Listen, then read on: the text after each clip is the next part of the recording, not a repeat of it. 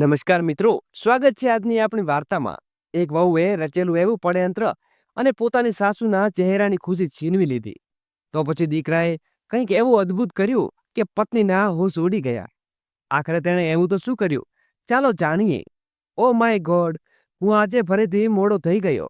Rashmi please, baby મારા માટે જલ્દીથી કપડાં કાઢી દે, અને હા, મારી બધી વસ્તુ કાઢીને લંચ બોક્સમાં ઝટપટ તૈયાર કરી દે પ્લીઝ.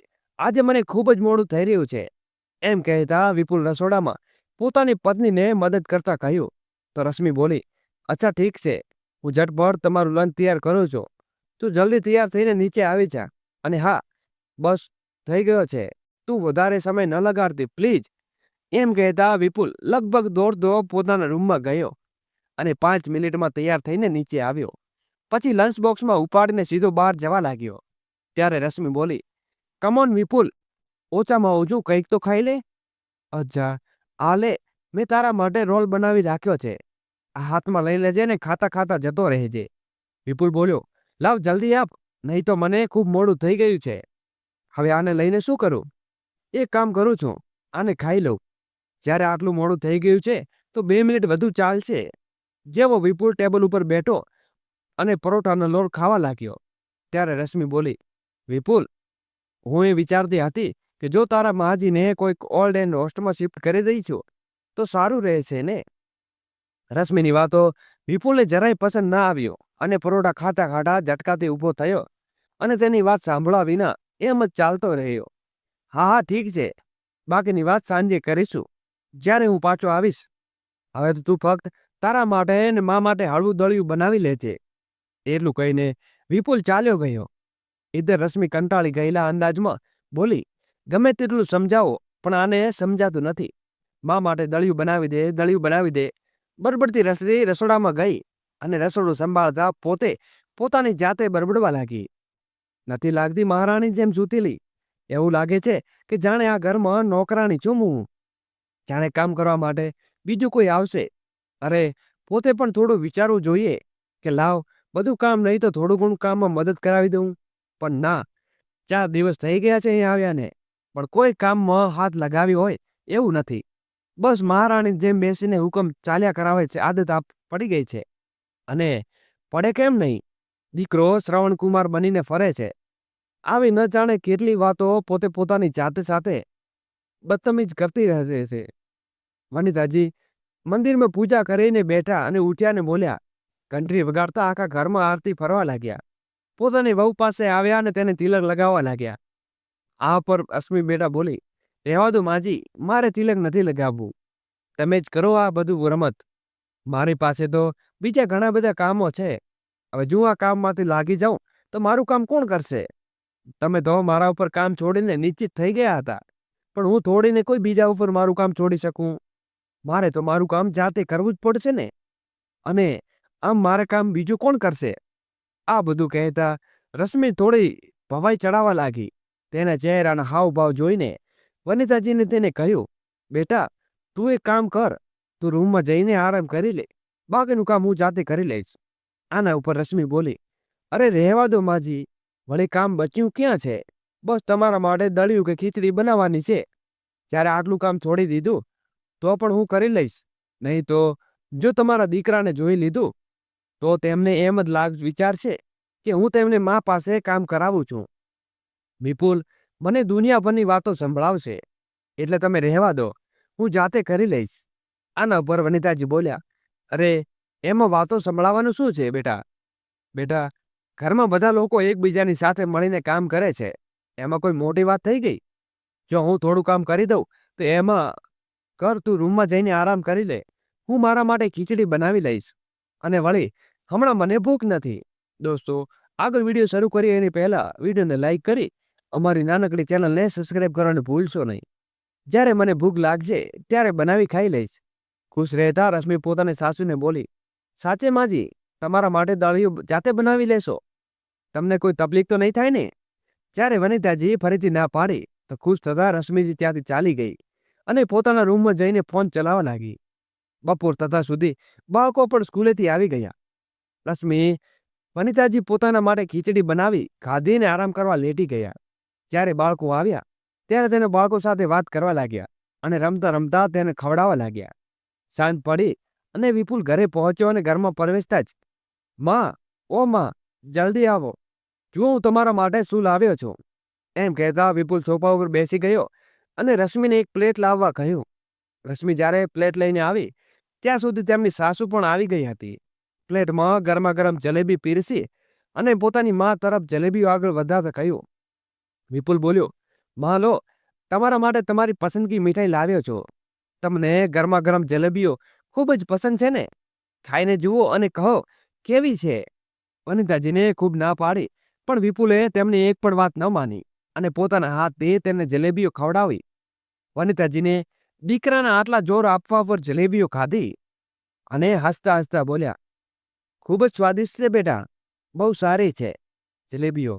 હવે તું અને બહુ પણ ખાઈ લેજો. રશ્મિ બેટા, આવું તું પણ ખાઈ લે. આના ઉપર રશ્મિ ત્યાં બેસવાને બદલે રસોડામાં ચાલી ગઈને બોલી, માજી, મને આ બધું બહુ ઓછું પસંદ છે, તમે લોકો ખાઓ, હું મારું કામ સંભાળું છું. ત્યારે વિપુલ બોલ્યો, માં, બાળકો ક્યાં ગયા છે? વનિતાજીને એમ કહ્યું અને બાળકો પણ નજીકના પાર્કમાં રમવા ગયા છે. તેઓ તો વનિતાજીને પણ સાથે લઈ જવા માંગતા હતા, પણ વનિતાજીનું મન નહોતું લાગતું, એટલે તેઓએ ન ગયા. આના ઉપર વિપુલ બોલ્યો, માં, તમારે જવું જોઈએ. આ બહાને તમે ઘરની બહાર થોડું નીકળશો તો તમારું મન પણ લાગશે. વિપુલે ખૂબ પ્રેમથી પોતાની માનો હાથ પકડીને બોલ્યો, માં, હું એમ તો નથી કહેતો કે હું તમને ક્યારેય બાબુજીની યાદ નથી લાવવા દેતો, પણ હા, તમને ખુશ રાખવાની હું દરેક કોશિશ કરીશ અને પૂરી કોશિશ કરીશ કે મારા હયાતમાં તમારી આંખોમાં ક્યારેય આંસુ ના આવે. જે થયું તે બદલી શકાતું નથી, પણ માં, જો હું આ બધી વાતો ભૂલી જઈને તમારા આગળ વધવું પડશે. જિંદગી કેવી જગ્યાએ નથી રોકાતી માં, અને પછી તમારી પાસે જવું ખુશ રહેવાનું કારણ પણ છે ને. આટલા પ્યારો પોતા પોતીઓ છે તમારી પાસે. આના ઉપર વનિતાજી પોતાની આંખો પર આંસુ લૂછતા હસતા હસતા બોલ્યા. બેટા, દોસ્તો, એકવાર વિડીયોને છેલ્લે સુધી નિહાળવા વિનંતી છે. એટલે જ હું કહેતી ખુશ છું. મારી પાસે સાચે જ ખુશ રહેવાના ઘણા કારણો છે. સૌથી મોટું કારણ તું જેવો દીકરો, જે મારો તારા જેવો દીકરો હોય છે, તેને ભલા દુઃખી થવાની શું જરૂર છે? અને પછી મારા પોતા પોતી તો મારું જીવન છે, મારી અસલી ખુશી છે. તેમના હોવાથી ભલા મને શું તકલીફ, કઈ ચીજની ચિંતા થશે? જો બિલકુલ પરેશાન ન થા, હું ઠીક છું. ચીજોમાં સામાન્ય થવાનો સમય લાગે છે બેટા, અને જ્યારે તારા પિતાજીનું મૃત્યુ થયું ત્યારે મને લાગ્યું નહીં કે હું ક્યારેય ખુશ રહી શકીશ નહીં અને મારા હોઠ ઉપર ક્યારે હાસ્ય આવશે. પણ હા, આજે હું ખુશ છું અને સીધી સીધી મારા દુઃખને ભૂલી રહી છું. પોતાની માની વાત સાંભળીને વિપુલ બોલ્યો, હા માં, બધું ઠીક થઈ જશે અને સ્મૃતિ તમારી સાથે. તમે કોઈ ચીજ સાથે પરેશાન ન થતા અને તમારું પૂરું ધ્યાન રાખીશું. વિપુલે પોતાની માને ખાવાનું આપ્યું. આટલા બાળકો પણ ટ્યુશનથી પાછા આવી ગયા હતા. ત્યારે મળીને દાદા, દાદી, દાદી પોતાની પોતીને ખૂબ મસ્તી કરી અને પછી ખાધા લઈ આરામથી સૂઈ ગયા. રશ્મિએ વિપુલને કહ્યું, વિપુલ, સવારે હું તને કંઈ કહેતી હતી. તે કહ્યું હતું કે ઘરે આવીને વાત કરીશ. તે વિશે શું વિચાર્યું છે? આના ઉપર લેપટોપ પર કામ કરતો વિપુલ બોલ્યો, કઈ વાત વિશે? રશ્મિ, યાર સોરી, સવારે હું એટલી ઉતાવળમાં હતો કે તારી વાતો સાંભળી જ નહીં. પણ વાંધો નહીં, હવે હું ફ્રી છું. બસ હવે તે કહે શું વાત હતી? આના ઉપર રશ્મિ બોલતા બોલતા અટકી ગઈ અને પછી બોલી, ના, કોઈ વાત ખાસ ન હતી, બસ એમ જ પૂછતી હતી કે તું તારું કામ કરી લે, પછી સવારે જલ્દી ઉઠવાનું છે. એટલું કહીને સૂઈ ગઈ અને પોતાનું કામ નિપટાવીને વિપુલ પણ સૂઈ ગયો. સવારે થઈ ગયો. ફરીથી વિપુલ રસોડામાં સ્મિતિની મદદ કરવા લાગ્યો. રસોડામાં કામ કરતા કરતા વિપુલે કહ્યું, રશ્મિ, કાલે મેં મા માટે કંઈક હળવું ફળવું બનાવ્યું હતું ને? તો રશ્મિ બોલી, હા, મેં માજી માટે દળિયું બનાવી રાખ્યું હતું. વળી વિપુલ, હું વિચારું છું કે શા માટે નહીં આપણે માને કંઈક બીજું વિચારીએ, કેમ કે તેઓ પણ આ ખાસ દિવસમાં કંટાળી જાય છે અને જતા હશે ને. અહીં તેમની સાથે કોઈ વાત નથી. શા માટે નહીં આપણે માજીને કંઈક વિચારીએ? અને પછી તેમણે ખુલ્લી જગ્યામાં ઝાડ છોડ વચ્ચે રહેવાની આદત છે. રસોડામાં કામ કરતા વિપુલ બોલ્યા, હા, તો શું થયું? આપણે કોલોનીમાં પણ તેમાં માટે સારું પાર્ક છે ને. તું એક કામ કર, સાંજ સવાર માને લઈને પાર્કમાં ફરવા જા અને તું કાલથી સવારે મા સાથે જલ્દીથી રહેજે અને આનાથી તારી સાથે તારી હેલ્થ પણ સારી રહેશે. ઠીક છે ને? અચ્છા, હું બહુ થઈ ગયું. તૈયાર થઈ જાઉં છું. ફરીથી તૈયાર થઈને પોતાની ઓફિસ માટે નીકળી ગયો. અને બીજા દિવસથી તેમણે સવારે એલાર્મ 5 વાગે રશ્મિને જગાડી દીધી અને બોલ્યો, આમ માનું પણ થોડું મન બહેલા છે. તેમણે પણ એવું નહીં લાગે કે એકદમ ગામડાથી શહેરમાં આવી ગયા છે. સવારે સવારે ઓક્સિજન લેવું તો બહુ સારું છે. વળી પણ રશ્મિએ ફરવાનું બિલકુલ મન ન હતું, તો વિપુલની વાતને ટાળતી રહી. હવે પહેલા દિવસ હતો, તે દિવસે વિપુલ પણ કહી ન કહ્યું, પણ થોડા દિવસો સુધી તેણે સમજાયું ગયું કે ગયા વખતે તમારી તબિયત પણ ખરાબ થઈ ગઈ હતી, તો ડૉક્ટરે તને કહ્યું હતું કે ફરવા જતી રહે. આ સુધી તો ક્યારેય ગઈ નથી, અને પછી તું એકલી તો જવાની નથી. માના બહાને ચાલી જઈશ તો સારું રહેશે. કાલથી હું તારી સાથે એક પણ નહીં સાંભળું. રશ્મિ જલ્દીથી ઉઠીને પાર્ક જમવું જ પડશે, અને તને હવે એ જ નિયમો બનાવવો પડશે. બીજા દિવસથી સવારે વિપુલ તેને જગાડી દેતો અને રશ્મિ પોતાની સાસુ સાથે પાર્ક ફરવા જતી હતી. આ દરમિયાન વિપુલ પોતાની પત્ની રસોડામાં પણ મદદ કરતો હતો. બધું ખૂબ સારું ચાલતું હતું.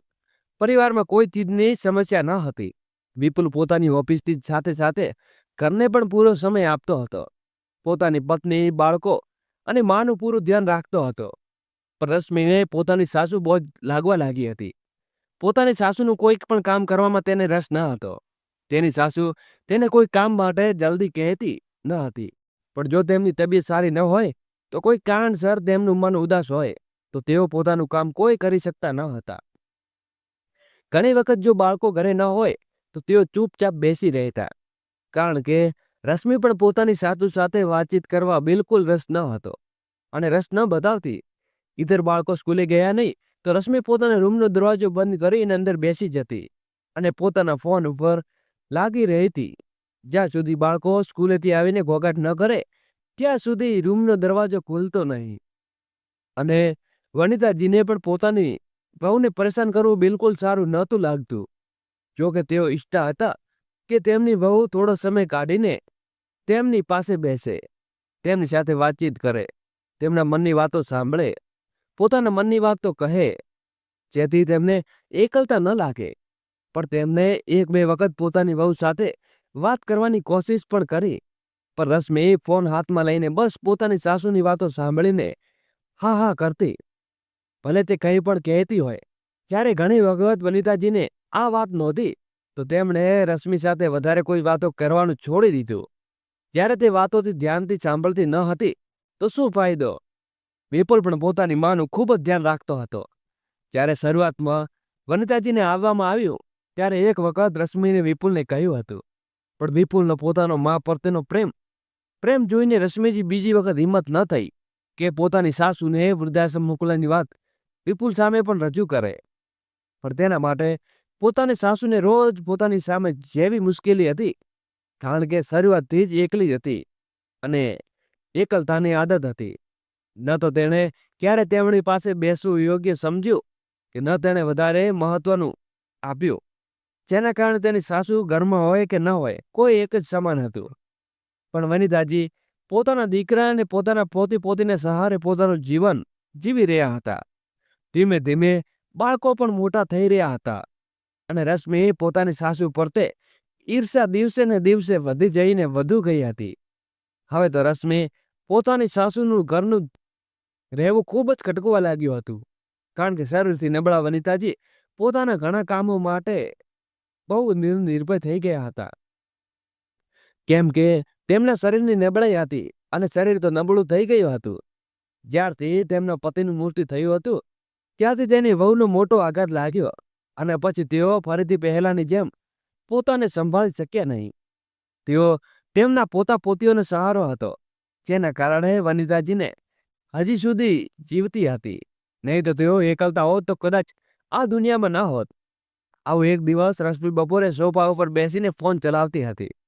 ત્યારે વનિતાજી રશ્મિ પાસે આવ્યા અને બોલ્યા, બેટા, મેં તને કાલે મારા કપડાં આપ્યા હતા ને સીવવા માટે. મારું બ્લાઉઝ જે થોડું ફાટી ગયું હતું, મેં તને આપી દે છે, અને જે પણ કપડાં હતા તે મને બધા આપી દે. આના ઉપર રશ્મિ બોલી, રૂમમાં પડ્યા છે, જઈને જઈ લો. અને ફરીથી પોતાને ફોન લાગી ગઈને વનિતાજી રશ્માના રૂમમાં ગયા અને રૂમમાંથી પોતાના કપડાં લઈને આવ્યા. પણ જેવા વનિતાજી કપડાં લઈને આવ્યા તેમણે જોયું તો હજી પણ તેમના કપડાં એ જ ફાટેલા છે. તેને વહુને તેને સીવ્યા જ ન હતા. આ જોઈને વનિતાજી રશ્મિને બોલ્યા, રશ્મિ બેટા, મેં કપડાં સીવ્યા નહીં? આના ઉપર રશ્મિ બોલી, હા, મને સમય ન મળ્યો એટલે ન સીવ્યા. તો વનિતાજીને ફરીથી કહ્યું, બેટા, જો ન સીવ્યા હોય તો મને કહી દેતી, હું આને સીવા લેવા માટે આવું. પણ વનિતાજીને આ વાત રશ્મિને અવગણીને પોતાની ફોનમાં લાગી રહી. વનિતાજીને ફરીથી સ્મિતમી અવાજે કહ્યું, રશ્મિ બેટા, હું કંઈ કહું છું. તો રશ્મિએ પોતાનો ફોન બાજુમાં મૂકી અને તે જ અવાજમાં બોલી, હા બોલો, શું કહે છે? હવે બીજું કોઈ કામ નથી શું? બસ તમારા જ કામોમાં લાગી રહું? અરે, સમય ન મળ્યો તો ન સીવી શકે. આટલી નાની વાતમાં તમને સમજાતી નથી? આ કપડાં રૂમમાં જઈને મૂકી દો, જ્યારે સમય મળશે ત્યારે સીવી દઈશ, નહીં તો જાતે સીવી લો. એટલું કહીને રશ્મિ પોતાના ફોન ઉપાડીને રૂમમાં ચાલી ગઈ. રશ્મિને આમ ગુસ્સે થતી જોઈને વનિતાજી વિચારવા લાગ્યા કે એ બધું કહી દીધું જે બહુ આટલી ગુસ્સે થઈ ગઈ. શક્ય છે કે પહેલા જ તેમનો મૂડ ખરાબ હોય અને મેં ખાવામાં બીમારી પરેશાન થઈ દીધી હતી. આ વિચારીને તેમણે પોતાની વહુ પાસે પહોંચ્યા અને રશ્મિને બોલ્યા, શું થયું બેટા, તને મારી વાતનું ખરાબ લાગ્યું છે? અચ્છા, જો તને મારી વાત ખરાબ લાગી હોય તો સોરી, હું તને પરેશાન નહોતી કરવા માંગતી, હું તો બસ તેની વાત એ કાપતી. રશ્મિ બોલી, હમણાં તમે મને પરેશાન જ કરી રહ્યા છો. હું હાલ આરામ કરવા માંગુ છું. એટલું કહીને રશ્મિએ પોતાની ચાદર ઓઢી લીધી તો વનિતાજીને રૂમમાંથી બહાર આવવું પડ્યું. હમણાં નીચે પોતાના રૂમમાં આવ્યા અને એ જ આરામ કરવા લાગ્યા. પછી બીજા દિવસે જ્યારે રશ્મિ સોફા ઉપર બેસીને પોતાના નખ ઘસી રહી હતી ત્યારે વનિતાજીને રશ્મિના હાથમાં સોયા પકડાવતા કહ્યું, બેટા, જરા આમાં દોરો નાખી દે, મને દેખાતું નથી, નહીં તો હું જાતે નાખી લેત. મારા આમાં દોરો નહીં નાખાય, આ કપડાં હવેથી આજથી સીવી લઈશ. આ વાત પર રશ્મિ ચીડાઈ ગઈ અને બોલી, આખરે તમે શું સમજવા માંગો છો? હું તમારું કોઈ કામ નથી કરતી એમ? તમે તમારા બધા કામ જાતે કરો છો શું? તો વનિતાજીએ અશ્મિને કહ્યું, બેટા, મેં તો એવું નથી કહ્યું. આ કપડાં પડ્યા હતા, તને સમય ન હતો તો મેં વિચાર્યું કે હું જાતે સીવી લઉં, અને વળી મારે કોઈ ખાસ કામ હોય તો નહીં, પણ આને કારણે મેં કહ્યું કે મારી પાસે સમય નથી, એટલે બસ મેં તને કહી દીધું. જો હું હમણાં બીજી છે તો કોઈ વાંધો નહીં, બાળકો સ્કૂલેથી આવશે તો હું તમને પાસે દોરો નખાવી દઈશ. એટલું કહીને રશ્મિજીના હાથમાંથી સોય લઈને જવા લાગ્યા. તો રશ્મિ પોતે જ પોતાની જાત સાથે બરબડવા લાગ્યા. નથી લાગતી ન જાણતી પોતાને શું સમજે છે. રશ્મિની વાત વનિતાજી સાંભળતો ગઈ પણ તેઓ કંઈ સમજવું કહેવા ન માંગતા હતા, ન તો ઘરમાં તણાવપૂર્વ માહોલ ઈચ્છતા હતા, એટલે તેની સાથે સાંભળીને પણ તેને અવગણવી પડી હતી. અને બાળકો અને દીદી જ્યારે સ્કૂલેથી આવ્યા ત્યારે તેમની સાથે ફરીથી હસવા રમતા લાગ્યા. સાંજે જ્યારે વિપુલ ઓફિસથી પાછો આવ્યો અને સાંજે બધા બેસીને જમવા લાગ્યા ત્યારે વનિતાજીને વિપુલને કહ્યું, બેટા વિપુલ, એક કામ કર, આ વખતે એક દિવસની ઓફિસમાંથી રજા લઈને મને ડૉક્ટર પાસે લઈ જા, મારી આંખોનું ચેકઅપ કરાવી દે. ખરેખર મને બરાબર કંઈ દેખાતું નથી, બારીક કામ તો નથી કરી શકતી.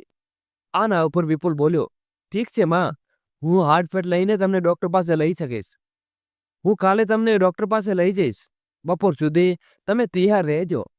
બીજા દિવસે વિપુલ પોતાની માને ડૉક્ટર પાસે લઈ ગયો અને નવા ચશ્મા બનાવી લાવ્યો. રશ્મિએ આ વાત બિલકુલ ગમી નહીં.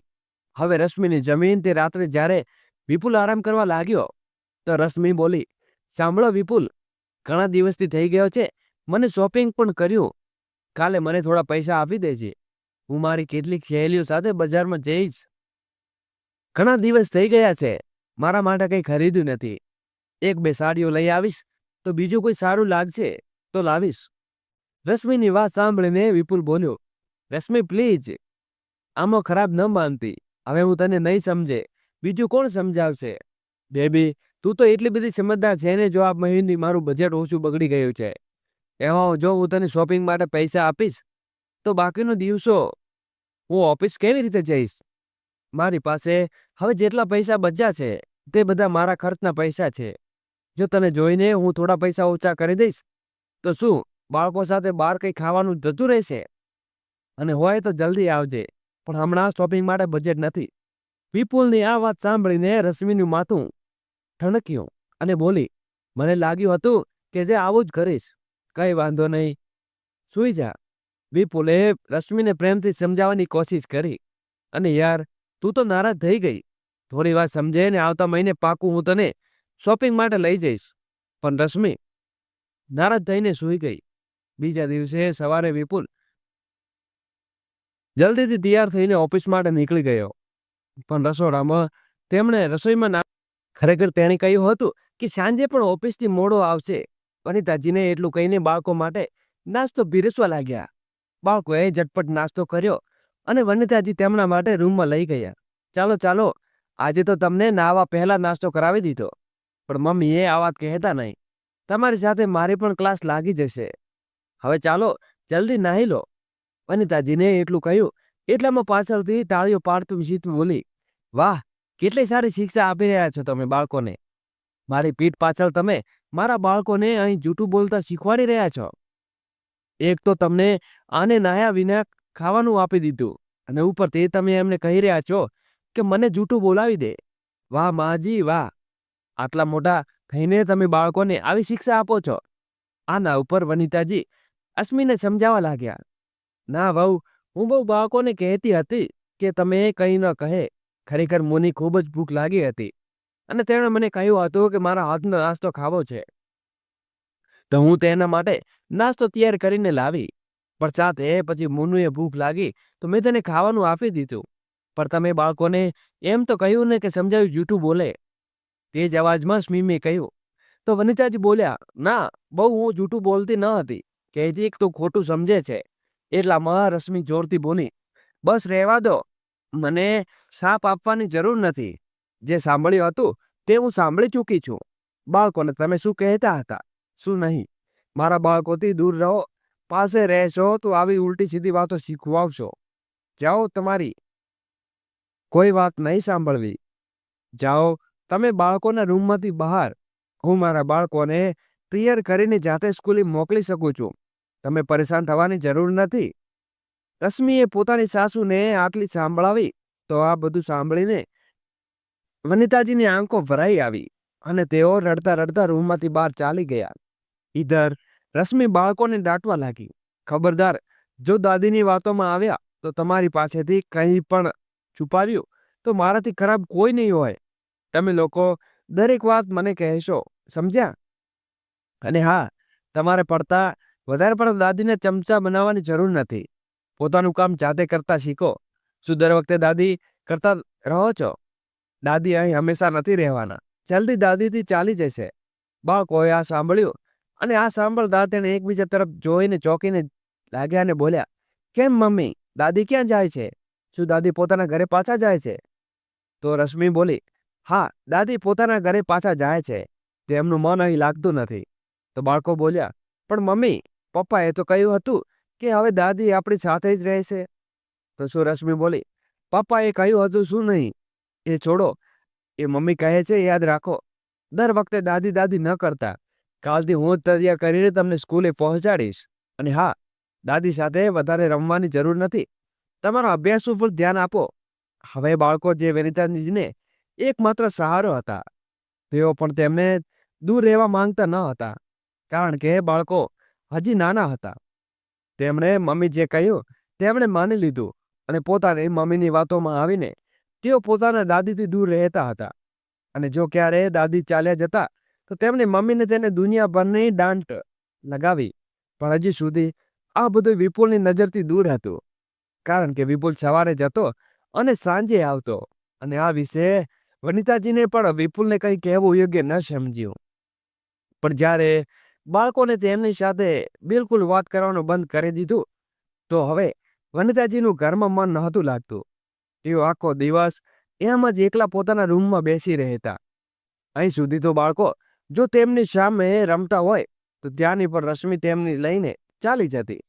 તેઓ પોતાની સાસુ સાથે મતલબ રાખવાનું બિલકુલ ઓછું કરી દીધું હતું.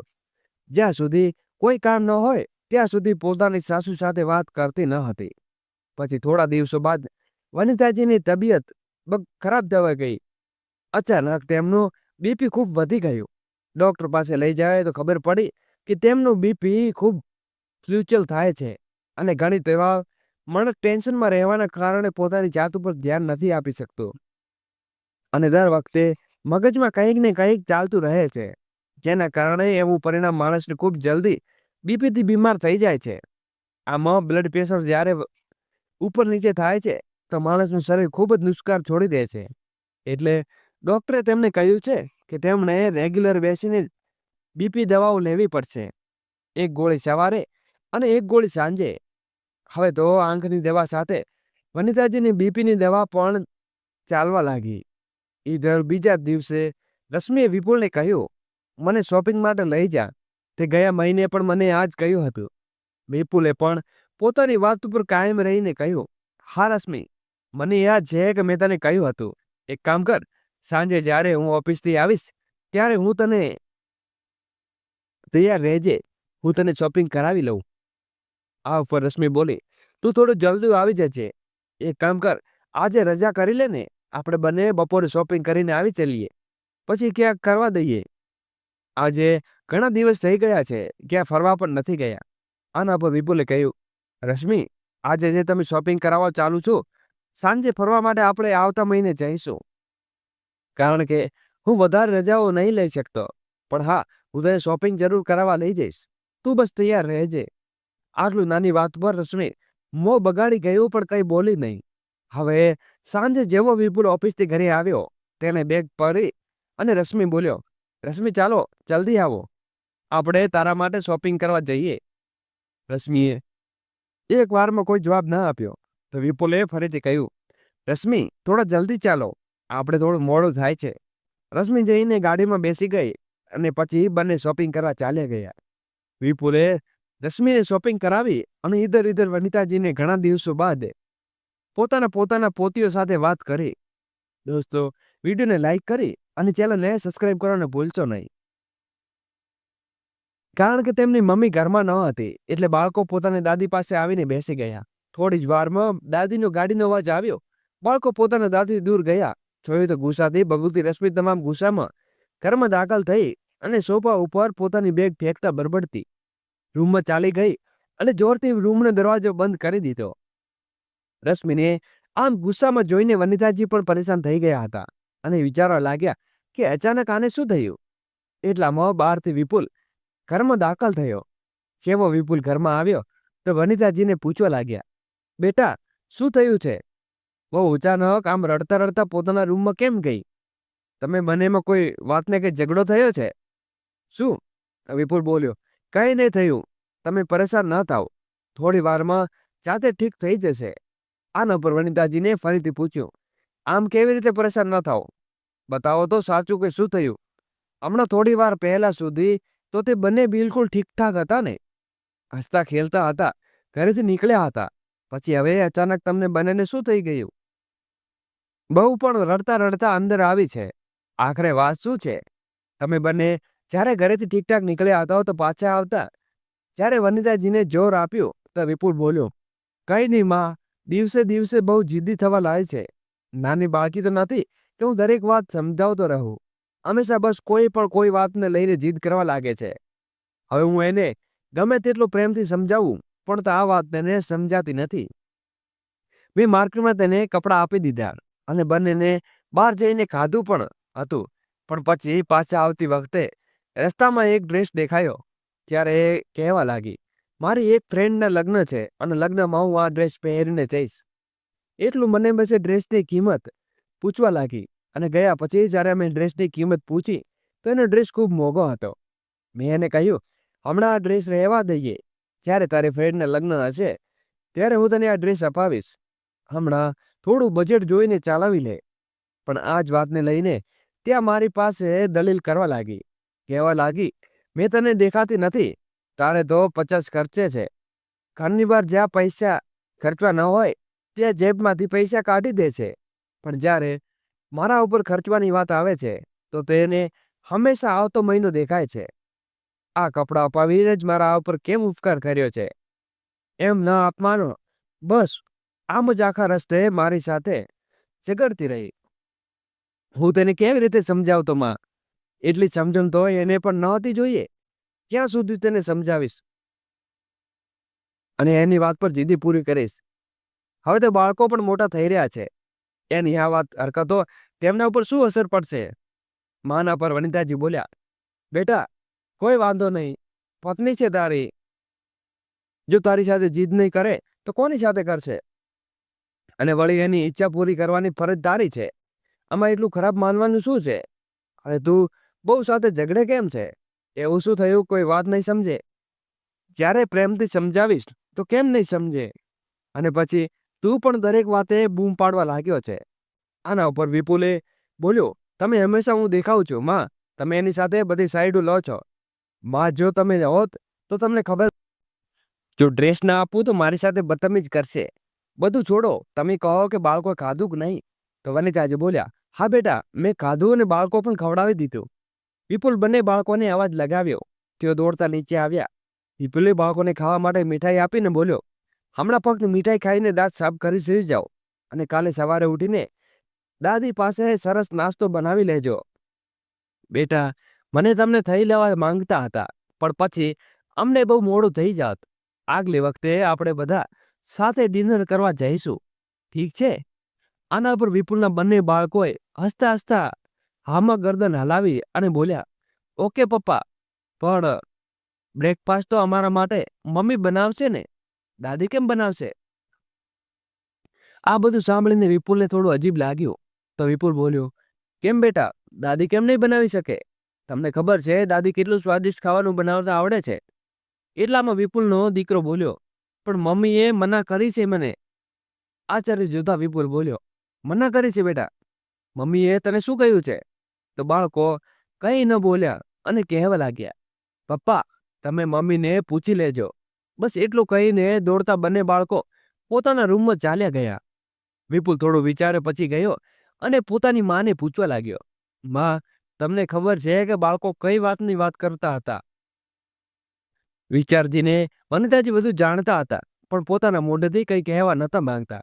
પણ જ્યારે વિપુલ વારંવાર તેને પૂછતો રહ્યો તો વનિતાજીને કહી દીધું, કદાચ વહુએ મારી પાસે બાળકોનું બેસવું પસંદ નથી, એટલું તેને બાળકોને મના કરી રાખ્યું છે.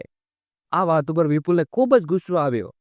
જ્યારે વિપુલ ગુસ્સામાં ચીસો પાડવા લાગ્યો અને રશ્મિને અવાજ આપીને નીચે બોલાવી, કારણ કે રશ્મિ પણ ગુસ્સામાં હતી, એટલે નીચે આવીને ચીસો પાડવા લાગી અને બોલી, શું થયું? આટલું જોર જોરથી કેમ ચીસો પાડો છો? ધીમેથી બોલશો તો પણ હું સાંભળી શકું છું. હું બહેરી નથી કે આટલું ચીસો પાડો છો? આના ઉપર વિપુલ બોલ્યો, તારું મોઢું બંધ રાખે તો સારું રહેશે. ફક્ત એટલું જ પૂછું છું કે એટલું જ જવાબ આપજે. શું તે બાળકોને માં સાથે વાત કરવાની રોકે છે? આના ઉપર એમ કેમ ન બોલી શકે અને ચૂપચાપ રહી? તો વિપુલે પોતાની વાત દોહરાવી.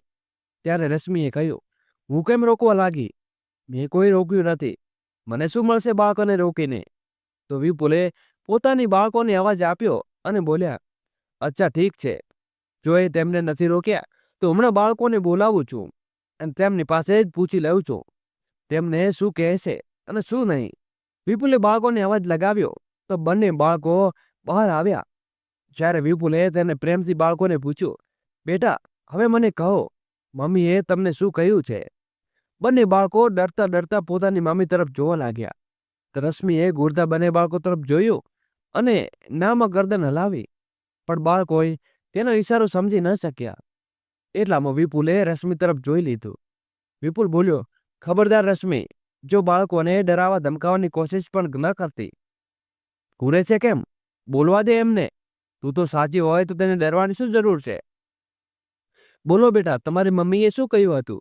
ત્યારે બાળકોએ વિપુલને બધી વાત કહી દીધી. કેવી રીતે તે મમ્મી તેને પોતાની દાદીની સાથે વાત કરવાની ના પાડીને રોકે છે અને કેવી રીતે તેમને દાદીથી દૂર કરી દે છે. આ બધું સાંભળીને વિપુલ ગુસ્સાથી થયું અને બિલકુલ વ્યાજબી હતું. વિપુલે ગુસ્સામાં રશ્મિ સાથે ચીસો પાડીને વાત કરી. વનિતાજીને વિપુલને સમજાવ્યું, પણ આ વખતે વિપુલ કંઈ સાંભળવા નહોતો માંગતો. પણ શાયદ તે બોલ્યો, માં, તમે નથી જાણતા, પણ જ્યારથી તમે ગામડેથી આવ્યો છો ત્યારથી આ કોઈની કોઈ વાતે ડ્રામા કરતી જ રહે છે. જ્યારે મેં તમારા માટે ચશ્મા બનાવ્યા હતા ત્યારે પણ તેમને આ જ વાત તમાચો કર્યો હતો અને રૂમની અંદર જઈને મારી ઉપર ખૂબ જ ઝઘડી હતી. મેં તેને ત્યારે સમજાવી હતી, ખૂબ પ્રેમથી સમજાવી હતી, પણ નામાં તેની સમજણ ન હતી. બહાર જતી શાયદ આ બધી વાતો તેમણે જ્યારે પણ બીમાર પડ્યા હતા ત્યારે મેં તેમને એક દવા ગોળી અપાવી, પણ તેમને શાયદ તેનાથી પરેશાન હતી. બીજા દિવસે મારી પાસે પોતાના માયકે જવાની જીદ કરવા લાગી અને પૈસા માંગવા લાગી.